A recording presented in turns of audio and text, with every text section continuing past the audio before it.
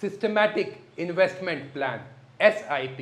आज के इस वीडियो में हम लोग आपको SIP के बारे में ट्रेन करेंगे कि SIP होता क्या है, क्योंकि आज के इस युग में हम लोग सभी को SIP में इन्वेस्टमेंट्स करते हुए देख रहे हैं।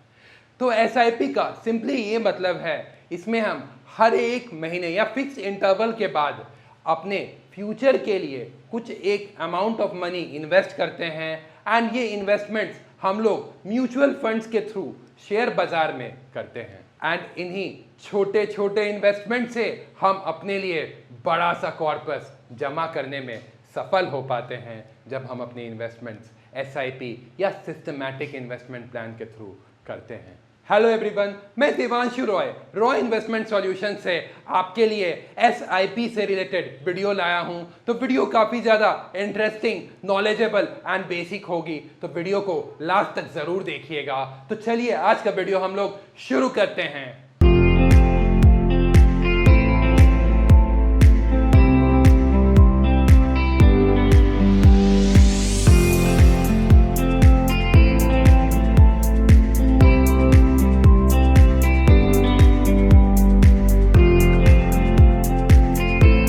अब हम लोग इस वीडियो में ये जानेंगे कि SIPs काम कैसे करते हैं। SIPs में हम लोग जनरली हर महीने एक फिक्स्ड अमाउंट ऑफ इन्वेस्टमेंट अपने फ्यूचर के लिए करते हैं एंड ये फिक्स्ड अमाउंट हर एक महीने के डिफाइंड डेट पे हमारे अकाउंट से कट जाता है एंड हमारे फ्यूचर के लिए ये पैसे निवेश हो जाते हैं। अब ये पैसे आइडली निवेश कैसे होते हैं, तो ये पैसे एक पर्टिकुलर फंड में निवेश होते हैं, जिस फंड को हमने अपने risk appetite and investment horizon के मद्देनजर चूज किया है एंड ये पैसे उसी फंड में निवेश हो जाते हैं हमारे फ्यूचर के लिए। एंड इन पैसों के बदले हमें इन यूनिट्स या फंड्स के यूनिट्स हमें अलॉट हो जाते हैं एंड इन यूनिट्स की कीमत फ्यूचर में बढ़ती जाती है, जिसके कारण हमारा वेल्थ एक्सपोनेंशियली बढ़ते जाता है म्यूचुअल फंड्स में। अब मैं इस वीडियो में आपको बेनिफिट्स बताऊंगा सिस्टमैटिक इन्वेस्टमेंट प्लान के। सबसे पहला बेनिफिट ये है कि इसमें हमें रुपी कॉस्ट एवरेजिंग का फायदा हो जाता है। हमें पता है किसी महीने शेयर बाजार ऊपर रहती है तो किसी महीने शेयर बाजार नीचे रहती है। तो अब हम क्योंकि अपने इन्वेस्टमेंट्स SIP के थ्रू हर मंथली करते हैं, तो जब हमारा पैसा या फिर शेयर बाजार ऊपर रहता है तब हमें थोड़े कम नंबर ऑफ यूनिट्स अलॉट होते हैं एंड जब शेयर बाजार नीचे रहता है तब थोड़े ज़्यादा नंबर ऑफ यूनिट्स अलॉट हो पाते हैं। तो हमें एक रुपी कॉस्ट एवरेजिंग का फायदा मिलता है जब हम SIP या सिस्टमैटिक इन्वेस्टमेंट प्लान के थ्रू अपने फ्यूचर के लिए वेल्थ क्रिएट करना चाहते हैं। Second, discipline and consistency. अब क्योंकि हम अपने फ्यूचर के लिए एक तय राशि अनुसार अपने फ्यूचर के लिए इन्वेस्ट करते हैं, तो हमारे अंदर डिसिप्लिन एंड कंसिस्टेंसी दोनों रहती है। एंड क्योंकि डिसिप्लिन एंड कंसिस्टेंसी के दौरान हमें पावर ऑफ कंपाउंडिंग का भी बेनिफिट मिलता है अपने पैसे पे। सिर्फ और सिर्फ 15,000 की SIP अगर हम 15 साल के लिए कंट्रीब्यूट करते हैं एंड सिर्फ और सिर्फ अगर हमें 15% का भी रिटर्न मिल जाए, तो हमारे पास 15 साल के बाद 1 करोड़ की तय राशि हो सकती है।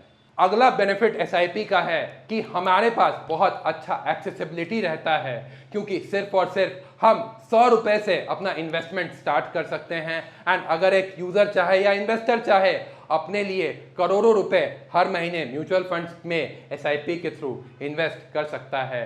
तो एक यूज़र के पास या एक इन्वेस्टर के पास बहुत बड़ा गैप रहता है। अगर वो अपने लिए 100 रुपये से अपने इन्वेस्टमेंट स्टार्ट करना चाहे तो भी स्टार्ट कर सकता है एंड करोड़ों रुपए अगर प्रति माह इन्वेस्ट करना चाहता है तो भी वो म्यूचुअल फंड्स में इन्वेस्ट कर सकता है। अगला बेनिफिट ये है कि उनके पास बहुत ज़्यादा फ्लेक्सिबिलिटी रहती है। मान लीजिए अगर एक यूज़र अपने लिए 1,000 रुपये की SIP स्टार्ट करता है एंड 2 महीने के बाद उसके पास इंस्टॉलमेंट देने के पैसे नहीं हैं, तो वो इमीडिएटली उसी टाइम अपने SIPs को पॉज या स्टॉप कर सकता है। एंड अपार्ट फ्रॉम दैट अगर वो चाहे कि वो 1,000 की SIP को बढ़ा के 5,000 रुपये की कर दे 2,000 की SIP को, तो भी वो ऑप्शन इस पर्टिकुलर म्यूचुअल फंड्स में अवेलेबल रहता है। तो उनके पास काफ़ी ज़्यादा फ्लेक्सिबिलिटी होती है अगर वो एसआईपी के थ्रू अपने फ्यूचर के लिए इन्वेस्ट करता है। तो अगला मोस्ट इंपॉर्टेंट पॉइंट है डाइवर्सिफिकेशन का। अब सिर्फ और सिर्फ 100 रुपये में अगर आप म्यूचुअल फंड का यूनिट खरीदते हैं तो आपको मिनिमम 50 से 60 स्टॉक का डाइवर्सिफिकेशन मिल जाता है। Apart from that government bonds, रीट्स, ये सारे चीज़ों की भी डाइवर्सिफिकेशन आपको मिल सकती है अगर आपने एक मल्टी एसेट एलोकेशन फंड का पोर्टफोलियो अपने लिए चूज़ किया है तो। एंड फाइनली अगर मैं आपको ये बताना चाहूँ कि क्या क्या फैक्टर्स है जो कि आपको कंसिडर करना चाहिए before investing in mutual funds या एसआईपीज में कौन से फंड्स आपको चूज करने चाहिए, तो वो है आपका risk appetite and investment horizon, क्योंकि ये दोनों फैक्टर्स काफ़ी ज़्यादा इंपॉर्टेंट है अगर आपको अपने फ्यूचर के लिए अच्छे रिटर्न्स की गारंटी लेनी है। तो मैं आपको रिक्वेस्ट करूँगा कि आप अपने लिए एक सर्टिफाइड फाइनेंशियल एडवाइजर के पास जाए एंड अपने risk appetite and investment horizon को चूज करते हुए आप अपने लिए एक सही फंड का चुनाव कर सके ताकि आपको मैक्सिमम रिटर्न्स मिल जाए। फाइनली जाते जाते मैं आपको ये कहना चाहूँगा कि अगर आपको कोई भी डाउट है तो नीचे कमेंट सेक्शन में ज़रूर मेंशन करें, मैं आपको पर्सनली सारे डाउट्स के रिवर्ट ज़रूर करूँगा। अगर आपको अपने पोर्टफोलियो की प्लानिंग थ्रू वेरियस इन्वेस्टमेंट या इंश्योरेंस ऑप्शंस हमारे साथ करवानी है तो हमारे फ़ोन नंबर्स पर ज़रूर संपर्क कर सकते हैं। Thank you.